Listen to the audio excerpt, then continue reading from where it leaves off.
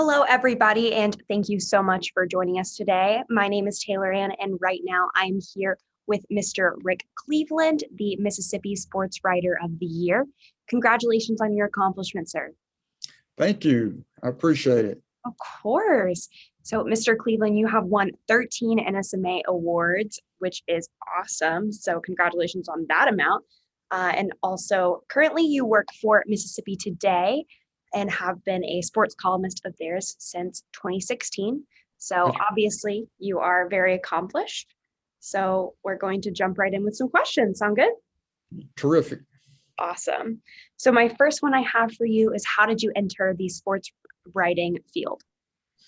Well, it's interesting. My daddy was a sports writer.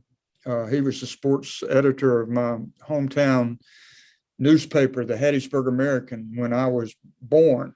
And later went to and became the sports editor of the Jackson Daily News in the state capital. Interesting enough, I was later the sports editor of both of those papers.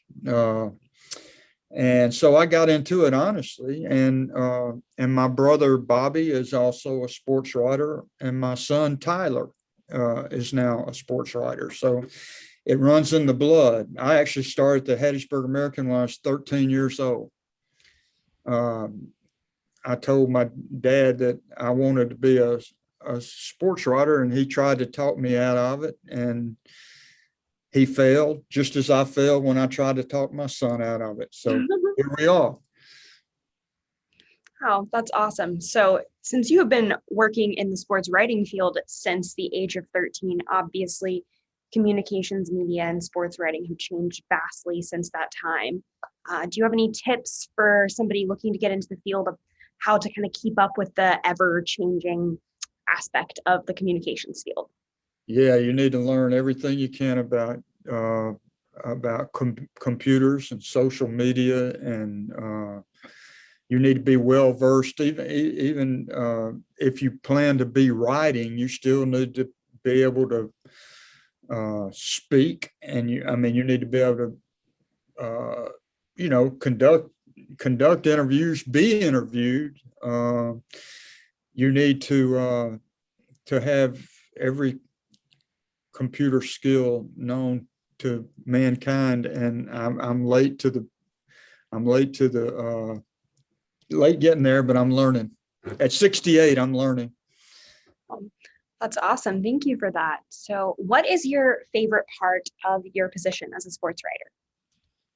Well, I love words. I love writing, and I loved reading when I was a child, and I also love sports. And so you put the two together, and I have never been able really to imagine myself doing anything else, which is, the advice that my dad gave me, and then in turn I gave my son, is that the only reason you should be in this business is if you really can't imagine yourself doing anything else. My daddy told me, he said, son, if you're smart enough and good enough to do this, you can make a whole lot more money doing something else. And 55 years later, I can tell you he was right, but also 55 years later, I wouldn't do it any other way. Well, that's very sweet.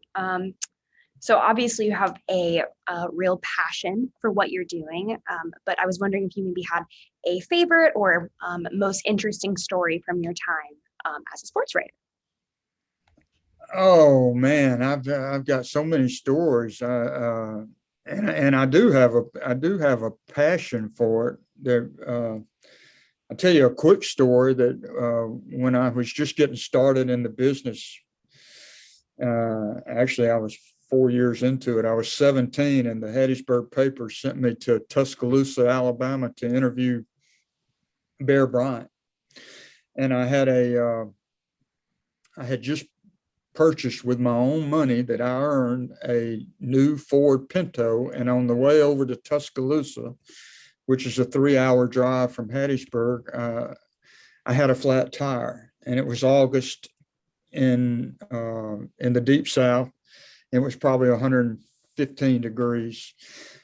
And I changed the flat, but I got to Tuscaloosa 30 minutes late for my appointment with the Bear Bryant.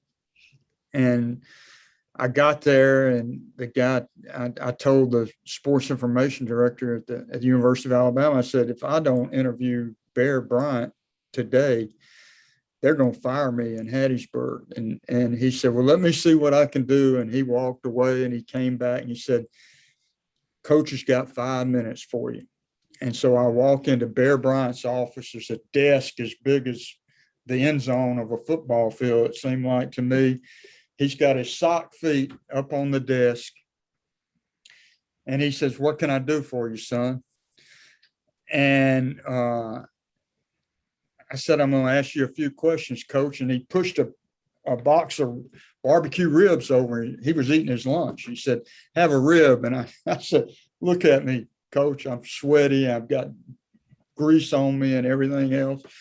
And he says, well, suit yourself. Go ahead and ask me what you want to. And I opened my mouth, and nothing would come out. I was completely in awe of Bear Bryant. And if you grew up in the South at the time I did, you would understand it. And he sat there for a minute, and he started to grin, and he finally said, well, something I can't say, son.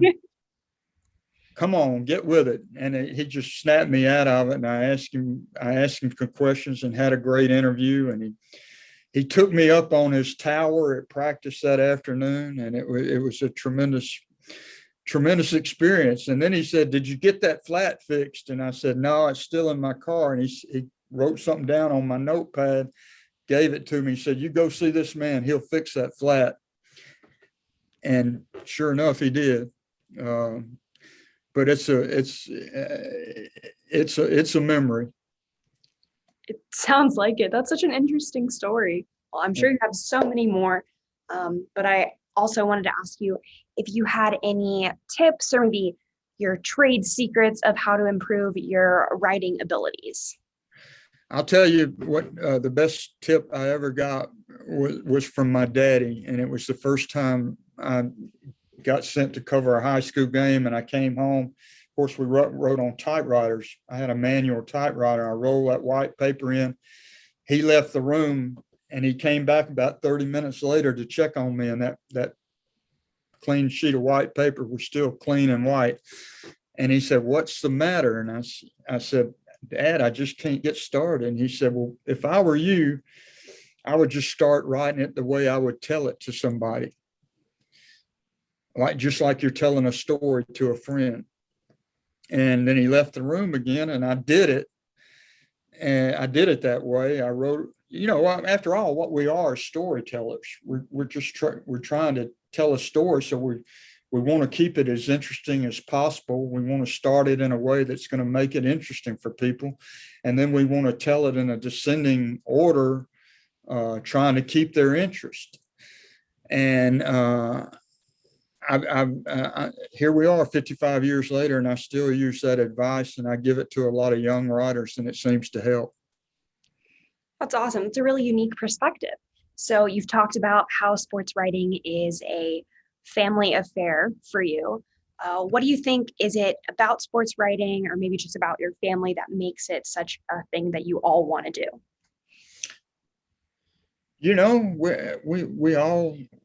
We all love sports, but we also all love reading and the written word. And I told my son, and tell every young sports writer I know, that just read a lot. Read, and not just sports writing, read novels, read the editorial page, read the front page, know as much as you can about as much as you can. And, and I think it will serve any sports writer well. Awesome. Well, you've been giving us a lot of advice throughout this, but I was wondering if you had maybe one summative piece of advice for a recent college graduate looking to get into your line of work? If I had for a recent college graduate, let's start before that. Okay. I mean, write. I mean, even if you're not getting paid for it, write. Have samples. Mm-hmm. Send those samples to writers that you like, that you appreciate, with a kind note telling them, if you have time, read this and give me some advice. And that's the only way to become a good writer is to practice. And then after you graduate, after you've done all that, while you're in college, well, actually, this is before graduation too, network. Mm-hmm.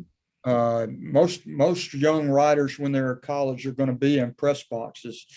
Try to meet the people who might someday be the people you want to work with, and get to know them and network with them. And then once you graduate, and you obviously, hopefully you've got some clips to send off, and hopefully they're good, but don't take the first rejection as if it's the end of the world. Just keep on doing it. Awesome. Well, thank you so much, Mr. Cleveland, for taking the time to talk to us today. I know I learned a lot. I'm sure our viewers did as well. Well, thank you. Thank you for doing this. Of course. Yes. Thank you for taking the time.